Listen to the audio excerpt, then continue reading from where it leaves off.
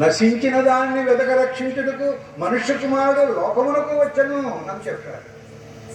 గొర్రెలకు జీవమిచ్చుటకును సమృద్ధి అయిన జీవమిచ్చుటకును నేను లోకమునకు వచ్చి తిని అని యేసు ప్రభు చెప్పాడు. పౌలు భక్తుడు అన్నాడు, పాపులను రక్షించుటకు క్రీస్తు యేసు ఈ లోకమునకు వచ్చిన వాక్యము నమ్మదగినది, పూర్ణాంగీకారమునకు యోగ్యమై ఉన్నది అన్నాడు. కాబట్టి యేసు ప్రభు ఈ లోకానికి ఎందుకు వచ్చాడంటే పాపులను రక్షించడానికి, పాపములను తీసివేయడానికి, పాపముల చేత అపరాధముల చేత చచ్చిన నశించిన మనలను రక్షించడానికి ఆయన ఈ లోకానికి వచ్చాడు. వచ్చి మనందరి పాపాలను మీద వేసుకున్నాడు. ఆయన గురించి చెప్పబడిన మాట ఏంటంటే, ఇదిగో లోక పాపమును మోసుకొని పోవు దేవుని గొర్రె పిల్ల. యేసు ప్రభు ఎవరు?